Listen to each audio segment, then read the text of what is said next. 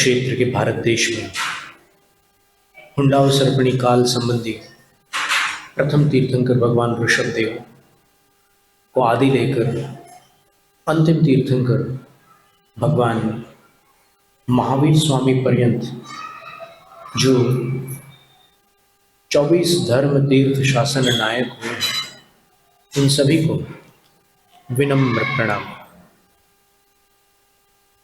3 लोक और 3 काल संबंधी पंच परम गुरु स्वरूप पांचों परमेश्वरी अरहंत सिद्धाचार्य उपाध्याय सर्वसाधु भगवंतों को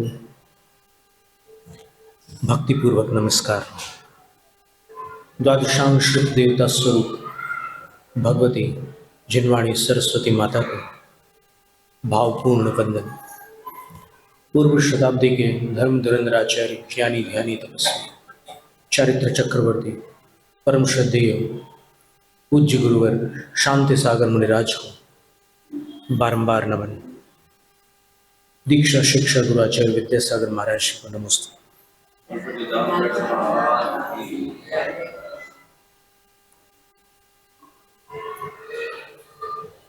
अभी अपन ने देखा था 9 देवताओं में अरहंत के कुछ अपर नाम भी थे।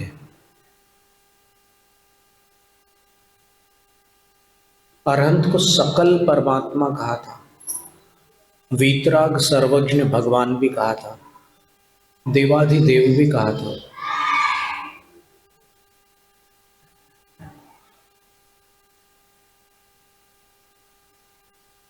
और एक शब्द है सार्व,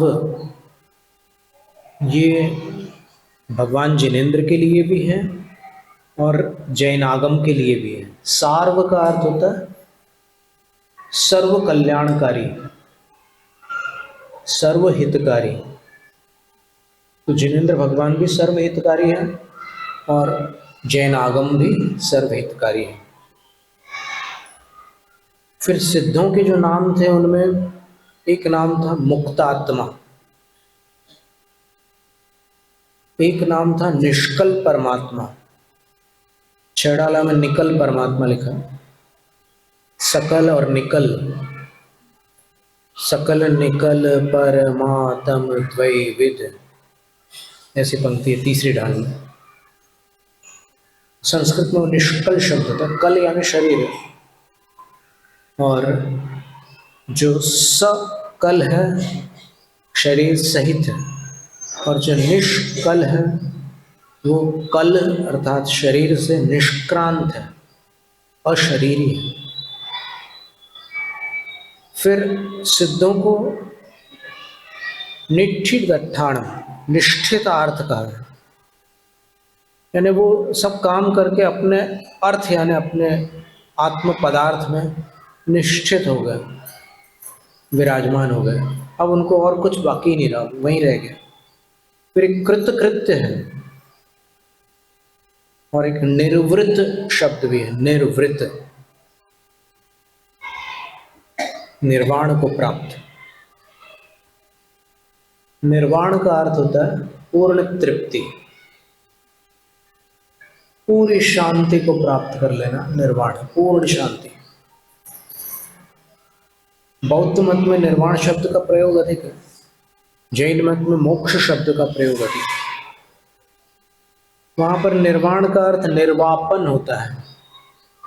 दिशम न कांचित विदिशम न कांचित, ऐसा श्लोक उनके यहाँ आता है कि जैसे जब दीपक बुझता है, प्रदीप निर्वाण बोलते हैं, तो जैसे दीपक बुझता है तो उसकी ज्योत दिशम न कांचित, 4 दिशाओं में कहीं नहीं जाती, विदिशम न कांचित, किसी विदिशा में भी नहीं जाती, न ऊपर जाती है न नीचे जाती है, तो वहीं के वहीं मिट जाती है, उसका अस्तित्व समाप्त हो जाता है।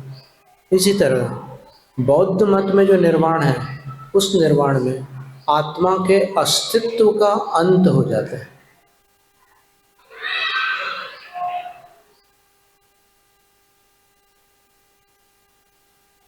तो उसमें निर्वाण जिसने प्राप्त किया है वो ही समाप्त हो जाता है। अर्थात निर्वाण का अर्थ यह है कि जिसने निर्वाण का पुरुषार्थ किया है उसका अस्तित्व समाप्त हो जाए। तो जैनाचार्य थोड़ा भिन्न विचार रखते हैं। उनका कहना है कि निर्वाण में समाप्ति तो होती है लेकिन अस्तित्व रहता है। ना भाव सिद्धिरिष्टा न निजुगुण हते तत्तपो युक्ते।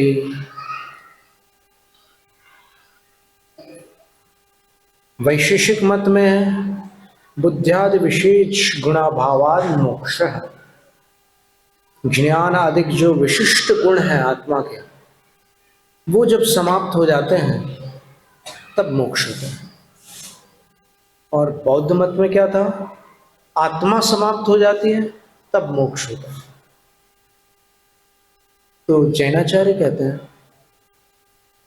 कि इन दोनों बातों को हम इसलिए स्वीकार नहीं कर पा रहे हैं क्योंकि तपोभिर्न युक्ते है। फिर इतनी तपस्या तो हमारी व्यर्थ चली जाएगी ना। यानी देखो, आप इतनी तपस्या करके वो गुण प्राप्त किए केवल ज्ञान आदि, और उसके अभाव का आप मोक्ष कह रहे हो। अथवा इतनी तपस्या करके हमने सिद्ध पर्याय प्राप्त की, आत्मा की पर्याय है, और आप आत्मा का ही अंत मान रहे हो। तो फिर तपस्या अपना नाश करने के लिए नहीं कर रहे हैं, वो हमें उचित नहीं लगती।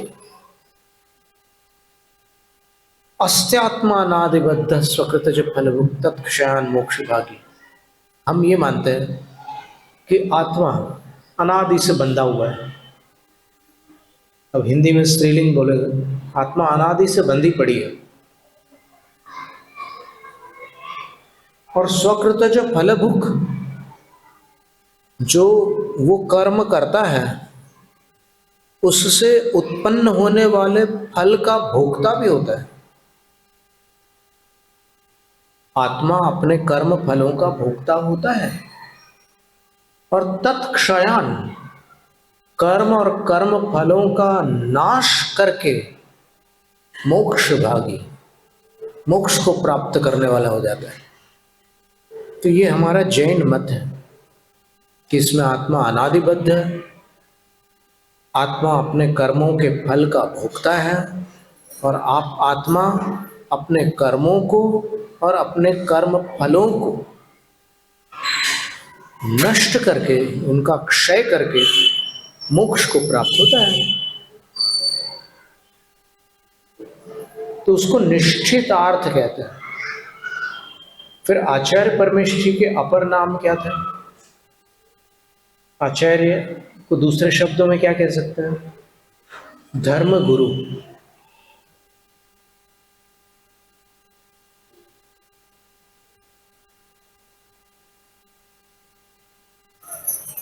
उपाध्याय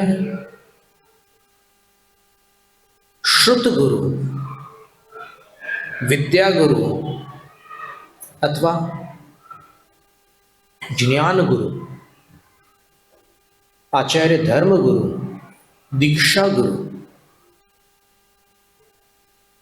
उनको गणी भी कहते हैं। गणी का अर्थ गण, गण यानी संघ, और उसके स्वामी गणी कह रहे थे। गणनायक भी कहते हैं। संपूर्ण साधु संघ के जो नायक है, लीडर है, वो आचार्य है। फिर उपाध्याय के पर्यायवाची शब्द कौन सा है? पाठक।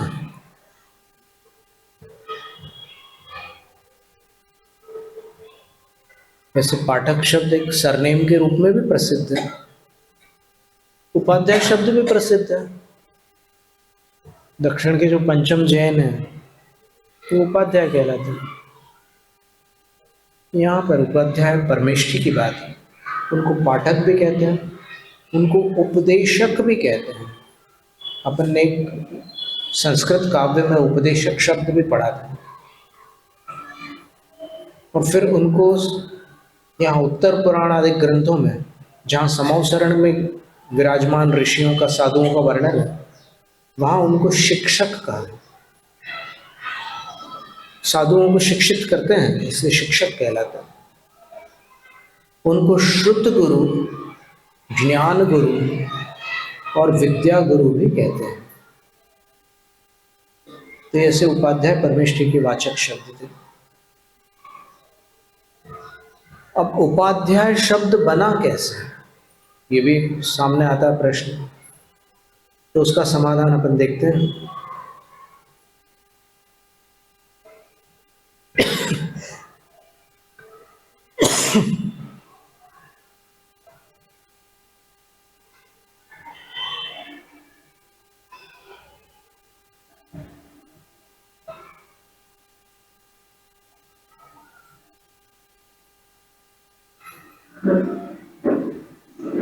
बहुत अलग अलग प्रकार से उपाध्याय शब्द की रचना यहाँ पर बताई गई है। धवला ग्रंथ की पहली पुस्तक की जो टिप्पण है वहाँ पर उपाध्याय शब्द की व्युत्पत्ति दी गई है। उप, उपाध्याय शब्द में पहला जो है वो उप है। उप समीपम, उप का अर्थ होता है समीप। समीप का अर्थ आप जानते हैं, निकट। उप समीपम आगत्य,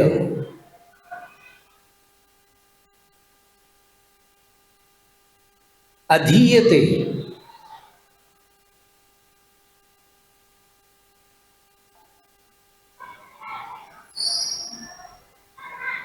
येभ्यस त उपाध्यायाः। बहुत सुंदर व्युत्पत्ति है। उप यानी समीप आकर,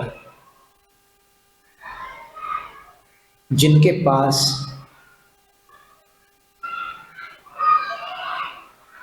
अध्ययन किया जाता है।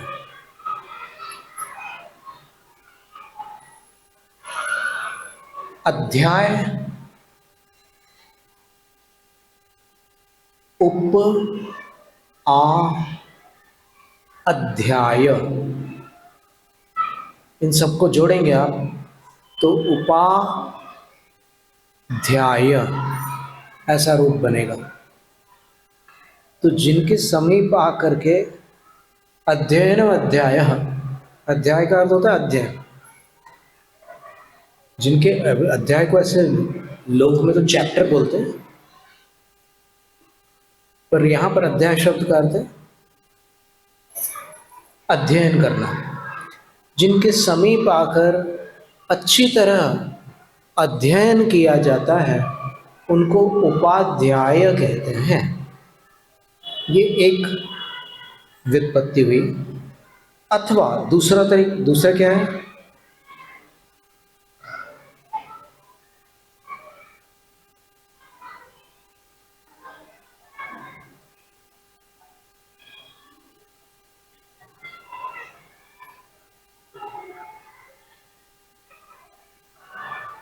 एक बीच में प्राकृत गाथा में दिया, बार संगो झिड़क खाओ सज्जाओ कहियो बुए, तब उव इसंति जम्मा उव छाया तेण वुच्यन्ति। जिनेन्द्र प्रणीत द्वादशांग का स्वाध्याय ज्ञानी जनों ने स्वाध्याय तप कहा है। यानी जिनेन्द्र द्वारा बताए हुए 12 अंगों का स्वाध्याय करना स्वाध्याय तप है। ठीक है। जम्मा, चूंकि उवज्झाया तम उवई संति, चूंकि उपाध्याय परमेष्ठी उन 12 अंगों का उपदेश करते हैं, तेण उवज्झाया उच्यन्ति, इसलिए उपाध्याय कहे जाते हैं। अथवा उपधानम उपाधि, उपाधानम उपधानम उपाधि।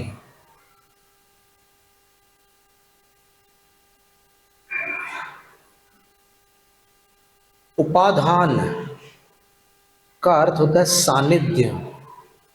तेन उपाधिना उपाधौ वा आयो लाभः श्रुतस्य येषान्ते। उपाधि का अर्थ है सानिध्य और आय का अर्थ है लाभ। अब दुकान पर जो आय होती है वो लाभ को ही तो कहते हैं। आय का अर्थ आमदनी है। तो जिनके जिनकी उपाधि में अर्थात जिनके सानिध्य में ज्ञान का आय होता है तो उपाधि प्लस आय, उपाध्याय हो गया ना। उपाधि का जो धी था वो ध्य बन जाता है संधि के समय। जैसे अति और अधिक, क्या संधि होगी? अति में से जो ती का जो ई है वो य बन जाएगा तो अत्य हो जाएगा, और अत्य में अधिक का अ मिल जाएगा, अत्यधिक। अत्याधिक अशुद्ध पाठ है, अत्यधिक पाठ है। अत्याधिक तो है ही नहीं पाठ। कभी कभी कुछ लोग बोल जाते हैं ना अत्याधिक, तो अत्यधिक है। वैसे यहाँ पर उपाधि, अब उपाधि के कई अर्थ हैं। देखो एक शब्द का एक ही अर्थ पकड़ के बैठोगे तो काम नहीं चलेगा। उपाधि का अर्थ डिग्री भी होता है, पर यहाँ पर उपाधि का अर्थ है सानिध्य। तो जिनके सानिध्य में ज्ञान का आय हो, ज्ञान की आय हो, आमदनी हो, लाभ हो, उनको उपाधि और आय, उपाध्याय कहते हैं। ये उपाध्याय शब्द की दूसरी व्युत्पत्ति हो गई।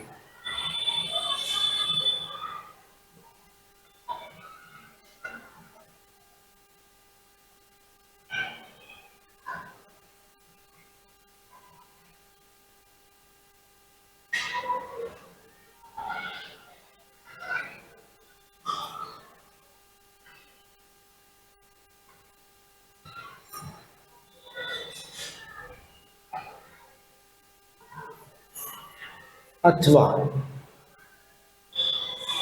आदीनां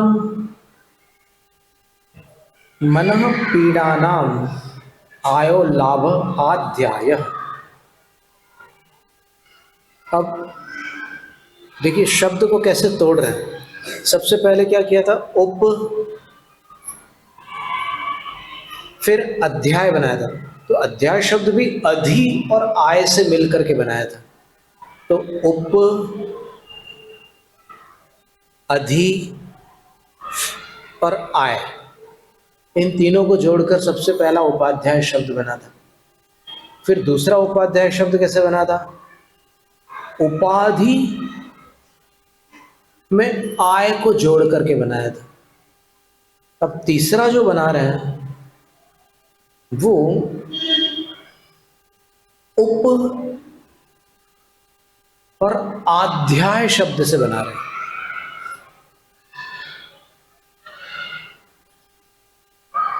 तो कैसे बनेगा ये समझना है अपने को। जय चिंतायाम,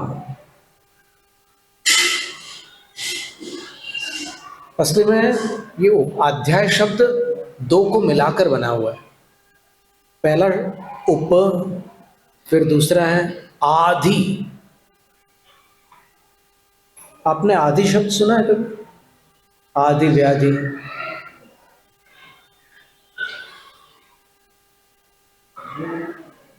ऐसे एक दोहे में भी आता है ना आदि व्याधि। श्री जिनवर की आशिका लीजिए शीश चढ़ाए, भव भव के पातक कीटे। दुख दूर हो जाए। और एक ऐसे ही आदि व्याधि अब सब मिटे, ऐसी भी कोई पंक्ति कहीं पर आई है? किसमें आती है? व्याधि शारीरिक पीड़ा का नाम है, आदि मानसिक पीड़ा का नाम है। मनः पीड़ा नाम, अभी अपन ने पढ़ा था, आदिनाम मनः पीड़ा नाम। तो उप, आदि और आय, इनसे मिलकर के एक उपाध्याय शब्द बना है। तो अर्थ क्या निकला? तो अर्थ ये निकला कि आदि का आय, आदि में आय जोड़ो तो मानसिक पीड़ा का जो, मानसिक पीड़ा की जो प्राप्ति है, आय का अर्थ प्राप्ति है, मानसिक पीड़ा की जो प्राप्ति है उसको जिन्होंने उप उप उपहतः आध्यायः यैस्ते उपाध्यायः, जिन्होंने मानसिक पीड़ा की प्राप्ति का उपघात कर दिया है, नाश कर दिया है। उपाध्याय के पास आप जाओगे तो मन की पीड़ा नष्ट हो जाएगी, उनको उपाध्याय कहते हैं। क्या सुंदर अर्थ है। और फिर कहते हैं कि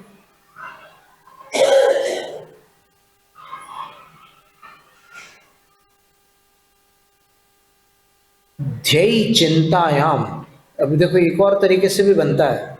अभी आधि और आय ऐसा बनाया था, लेकिन अब और एक प्रकार से बना रहे हैं, ये चौथा प्रकार है। कितना मजेदार संग्रह हो गया। अभी तक अपन पता नहीं कितने वर्षों से नमो उपाध्यायणम बोल रहे थे, आज पहली बार पता चला कि उपाध्याय क्या होता है, उनका शब्दार्थ क्या है। पहली बार ये बात समझ में आ रही है। इसमें लिखा है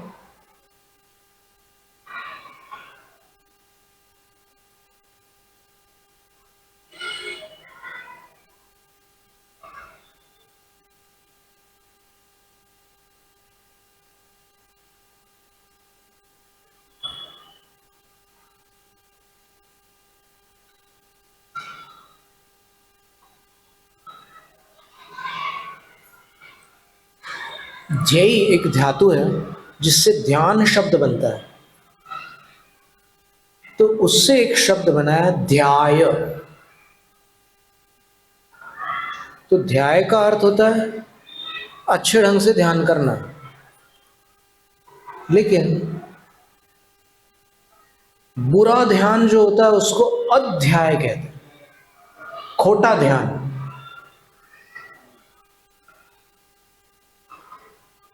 तो जिन्होंने उपहतः अध्याय यैस्त उपाध्याय, जिन्होंने दुर्ध्यान का घात कर दिया, उपघात कर दिया, वो उपाध्याय है। उप प्लस अध्याय, ध्याय का अर्थ ध्यान है और अध्याय का अर्थ दुर्ध्यान है, खोटा ध्यान है।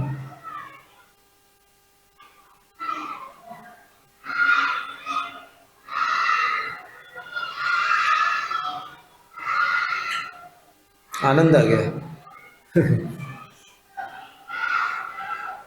देखो, जब अपने आराध्यों का अपने को और वर्णन सुनने मिलता है तो बड़ी प्रसन्नता होती है। अगर अपन सच्चे आराधक हैं तो, बाकी नाम मात्र के हो तो कुछ नहीं, वो तो लगेगा कि अरे अभी वो और कुछ बताओ महाराज।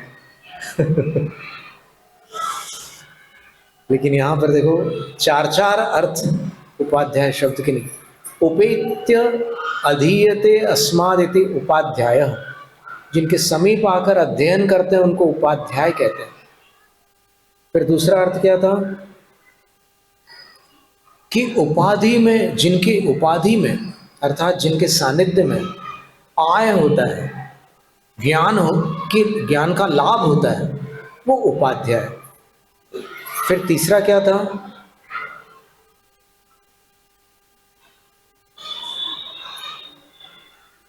जिन्होंने आदि के आय को उपहत किया, यानी से मानसिक पीड़ा की प्राप्ति को जिन्होंने नष्ट कर दिया, वो उपाध्याय।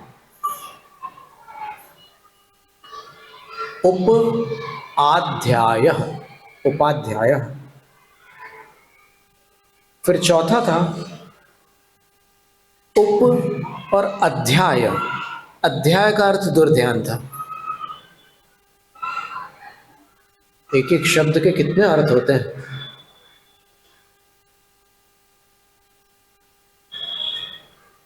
इस तरह ये उपाध्याय शब्द का वर्णन था। और उपाध्याय संबंधी गाथाएं तो अपन ने पढ़ी थी। अब प्रश्न ये रह जाता है अभी कि उपाध्याय जो ज्ञान देते हैं, अब देखिए दीक्षा गुरु, विद्या गुरु, या जिसको श्रुत गुरु कहा शास्त्र में, उपाध्याय को ज्ञान गुरु भी कह सकते हो आप, कोई आपत्ति नहीं है। तो दीक्षा गुरु, श्रुत गुरु और एक तीसरे शिक्षा गुरु भी होते हैं। वो शिक्षा गुरु कौन होते हैं? वो कोई ऐसे वरिष्ठ साधु होते हैं संघ में कि छोटे साधुओं से कोई गलती होती है तो वो उनको शिक्षा देते हैं, समझाते हैं कि ऐसी गलती करने पर इतना प्रायश्चित करना पड़ता है, तो इन गलतियों से आपको बचना होगा। आपने दीक्षा ली है ना, आत्म कल्याण करने के लिए दीक्षा ली है, तो फिर इन गलतियों को दूर करो। तो जो गलतियों को दूर करना सिखाते हैं उनको शिक्षा गुरु कहते हैं।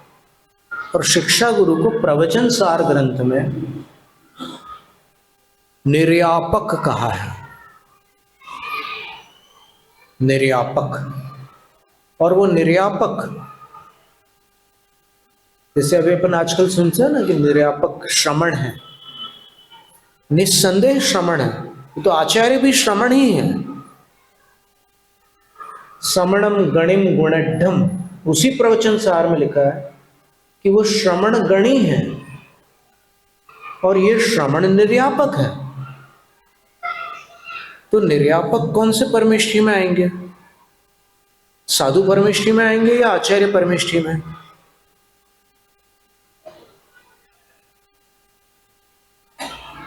अब वो श्रुत गुरु तो उपाध्याय परमेष्ठी में आ गए, क्योंकि वो ज्ञान प्रदान कर रहे हैं, मानसिक पीड़ाओं को दूर कर रहे हैं, दुर्ध्यान को मिटा रहे हैं, ठीक है ना। लेकिन ये किन में आएंगे? जिनको जैसे आचार्य महाराज ने प्रवचन सार ग्रंथ की टीका में शिक्षा गुरु कहा है। और सावधानी से सुनना, इसमें हम अपनी ओर से एक अक्षर भी नहीं जोड़ रहे। अमृतचंद्र आचार्य महाराज ने उनको आचार्य कहा है। पढ़ के सुना दें ताकि इस व्याख्यान को जो भी सुने उनको वो आधार भी मिल जाए जिसको लेकर के हम ये वचन कह रहे हैं कि वो आचार्य होते हैं, वो सामान्य श्रवण नहीं होते, निर्यापक। आपको हम पढ़ के सुनाते हैं।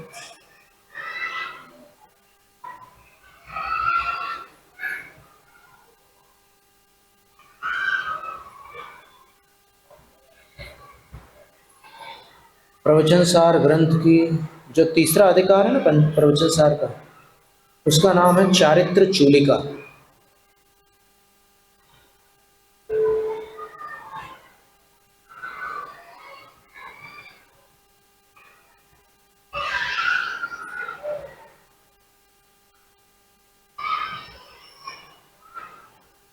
उसकी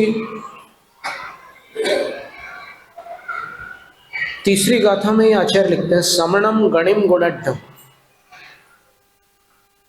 जो दीक्षार्थी है वो श्रमण के पास जाता है। श्रमण का दिगंबर साधु, निर्ग्रंथ मुनि, उनके पास जाता है। लेकिन कैसे होते हैं वो श्रमण? गणिम, गणी होते हैं। गणी का अर्थ क्या था? अभी अपन ने थोड़ी देर पहले पढ़ा, आचार्य, सूरी, धर्मगुरु, दीक्षा गुरु और गणी। गणी नाम आचार्य का ही था ना। तो आचार्य श्रमण के पास जाते हैं। और कैसे होते हैं वो श्रमण आचार्य जिनसे दीक्षा ली जाती है? कुल रूव वयो विसिद्धम, जिनका कुल विशिष्ट हो, अर्थात जिनका वंश शुद्ध हो। जो रूव, जिनकी मुद्रा दर्शक को निराकुलता की ओर खींच ले। अवाग विसर्गम वपुषा मोक्ष मार्गम निरूपयंतम आचार्य वर्यम। सर्वार्थ सिद्धि में लिखा है कि कैसे होते हैं वो दीक्षा गुरु। बोले मौन हो, अवाग विसर्गम, अभी वचनों का विसर्जन नहीं कर रहे, चुपचाप है, मौन है, तो भी वपुषा मोक्ष मार्गम निरूपयंतम, अपनी मुद्रा से मोक्ष मार्ग को दर्शाते हैं। ऐसे आचार्य,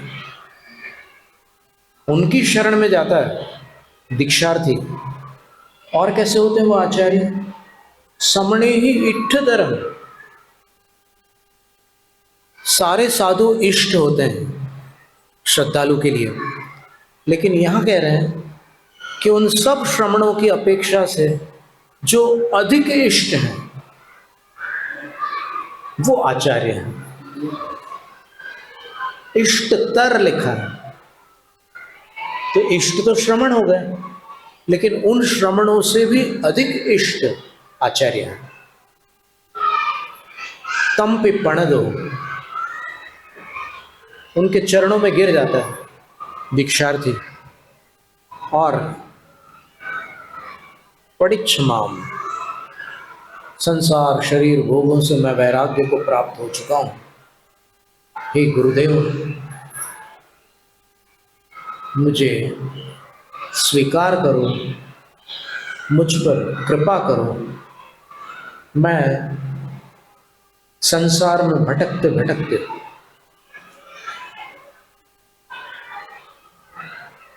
थक गया हूं, मुझे संसार से पार लगाने वाली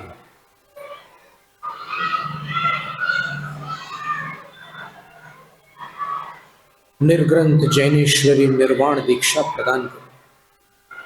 एकदम समर्पित हो जाता उनके चरणों में। ना हम होमि परे से न मे परे नक्ति मध्यम ही किंची यदि निच्छिदो जिदिंदो जादो जद दाद रूप धरो।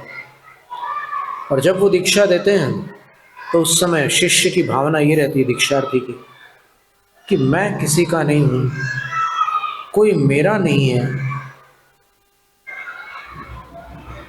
मैं अब इंद्रियों का दास नहीं रह सकता,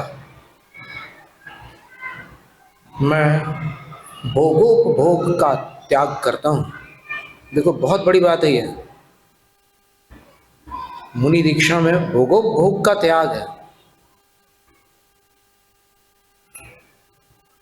और फिर गुरु जो भी संस्कार करते हैं, जद जाद रूप जादो, रूप धरो जादो, जन्म हुए बालक जैसी मुद्रा को धारण कर लेते। इतना सुंदर वर्णन है इसके व्याख्या में।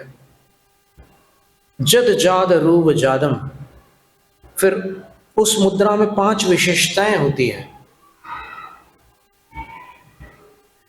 कि वो जन्मे हुए बालक जैसा रूप होता है, बीच में बदल गया था, अब वापस पहले जैसा हो गया।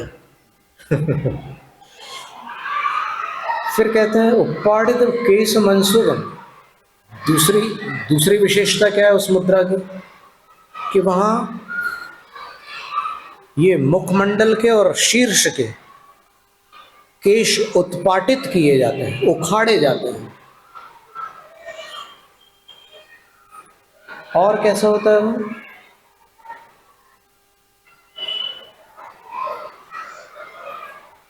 शुद्धम, वो मुद्रा निर्विकार होती है, ना आंखों में कोई कटाक्ष होगा, ना ओष्ठ में कोई विकृति होगी। जो कपटियों के होठों में विकृति होती है ना, या क्रोधियों के जो होठ फड़कते हैं, होठों में कोई विकार नहीं होगा उनके, और शरीर के सर्वांग में कहीं भी वो विकार रहित होंगे, वो निर्विकार होंगे। ये द्रव्य लिंग की 5 विशेषताएं हैं। द्रव्य लिंग यानी दिगंबर जैन साधु की बाह्य मुद्रा में ये 5 बातें होती हैं। और चौथी बात कौन सी है?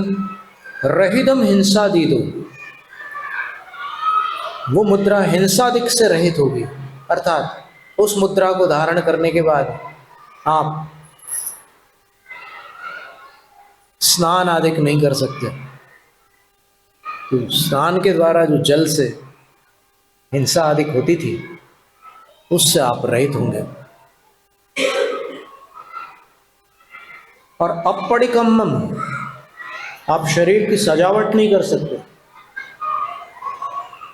जैसे मान लो केशलोंज के बाद बाल बढ़ गए थोड़े से, तो वो बड़े हुए बालों को आप ऐसे पानी लगा करके उसकी सेटिंग नहीं कर सकते। वो बिखरे हैं तो बिखरे रहें। तो अब लेटने के बाद कभी कभी यहाँ के बाल हाथ के नीचे आ जाते हैं, तो थोड़े आड़े टेढ़े हो जाते हैं, तो उनको ऐसे सीधा नहीं कर सकते आप। जैसे हैं वैसे रहेंगे, और 4 महीने से ऊपर बढ़ा भी नहीं सकते। अंतिम सीमा है 4 महीने की।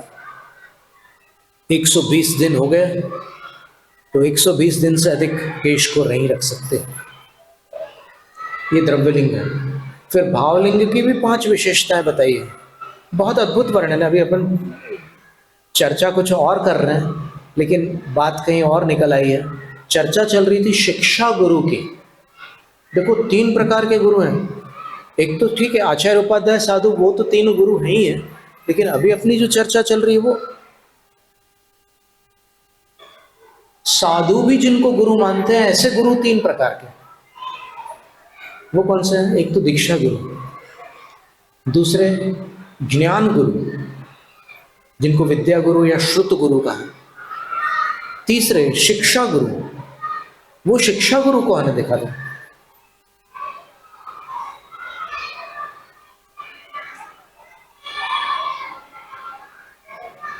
तो इन दोनों लिंगों को गुरु से स्वीकार करके, परम गुरु से अपना कर, फिर तम नमन सिद्धा, उन गुरु को नमस्कार करते हैं। दीक्षा के बाद गुरु को एक विशेष नमोस्तु करता है, क्योंकि ये दीक्षित अवस्था का प्रथम नमोस्तु है। उसके पहले दीक्षार्थी का नमोस्तु था, अब दीक्षित का नमोस्तु।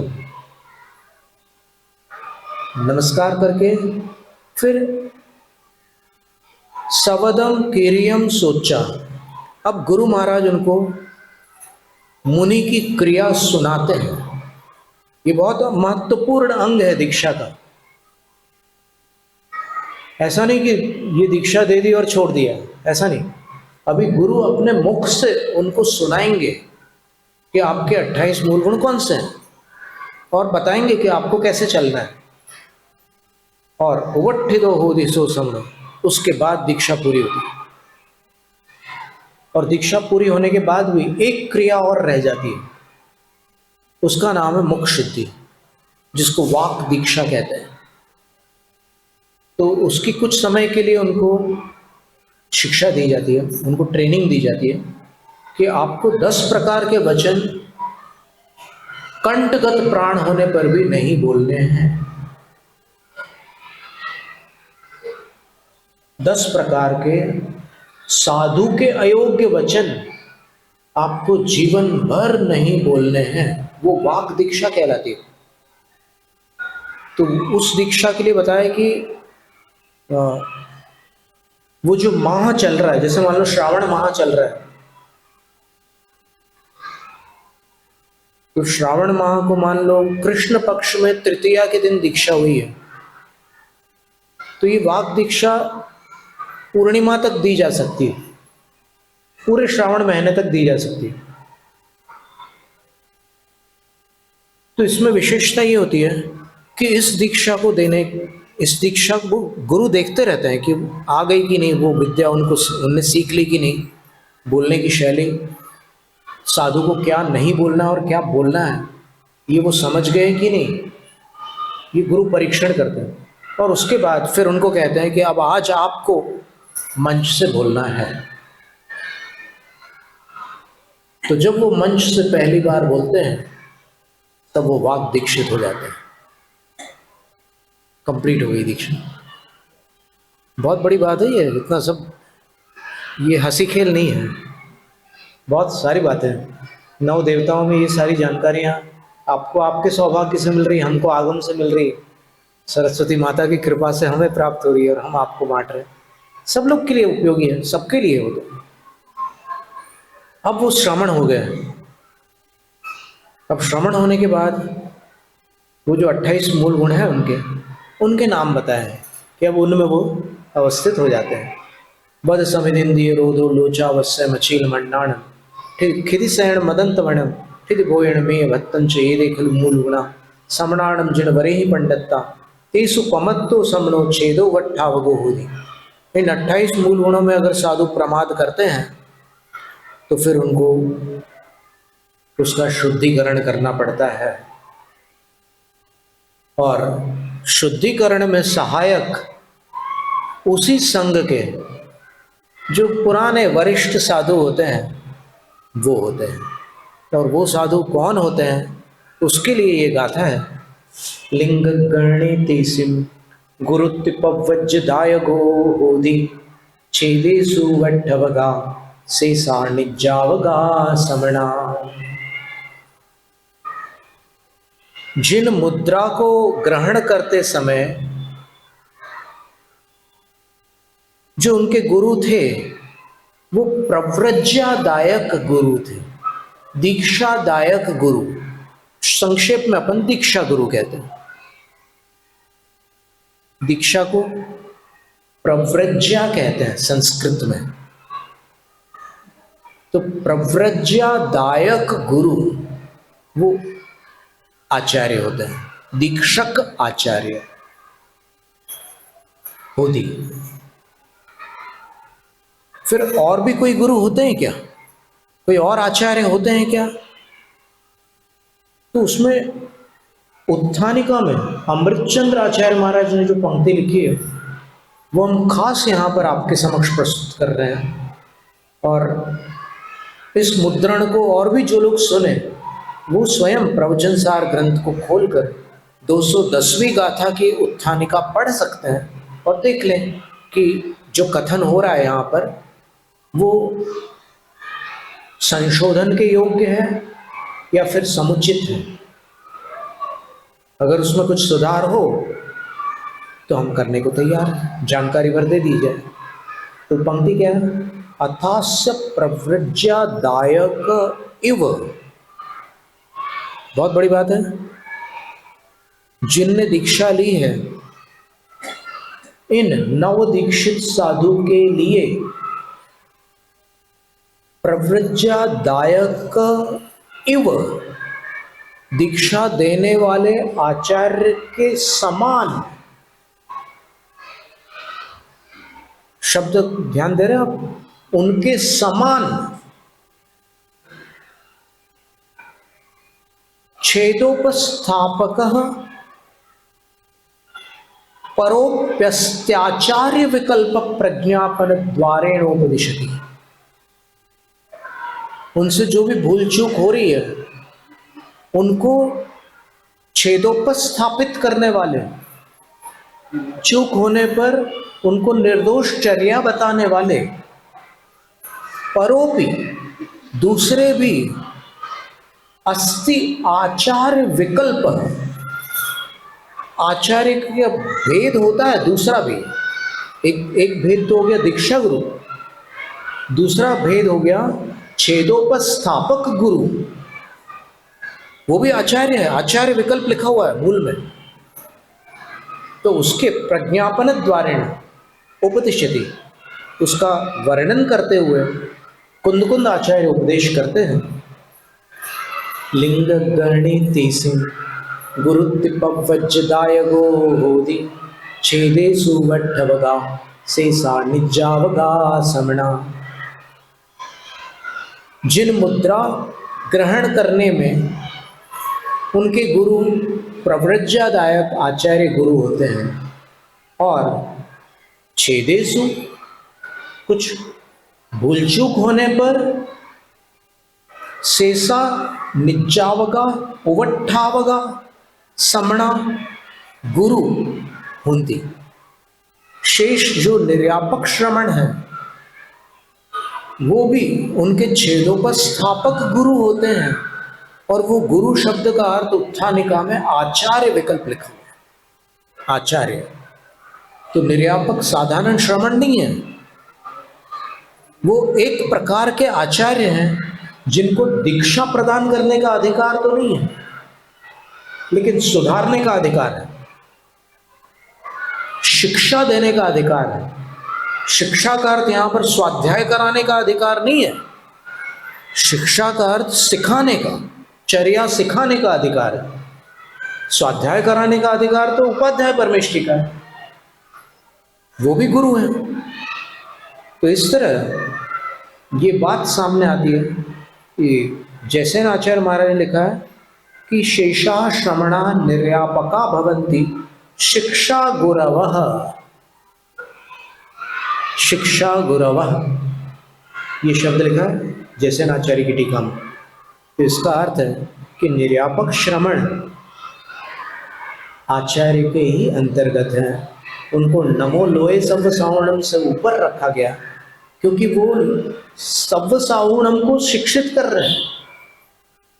तो शिक्षित करने वाले उनसे बड़े हुए कि छोटे हुए या समकक्ष हुए, 100% बड़े हुए, तो वो आचार्य की श्रेणी में आते हैं। जैनम जयतु शास्त्र में, शास्त्र पठन में मेरे द्वारा यदि जो कहीं कहीं प्रमाद से कुछ अर्थ वाक्य पद मात्रा छूट गई, सरस्वती मेरी उस त्रुटि को कृपया क्षमा करे, और मुझे कैवल्य धाम में मां विलंब धरे। वांछित फलदात्री चिंतामणि सदृश मात तेरा, वंदन करने वाले मुझको मिले पता मेरा। बोधि समाधि विशुद्ध भावना आत्म सिद्धि मुझको मिले, और मैं पा जाऊं मां मोक्ष महासुख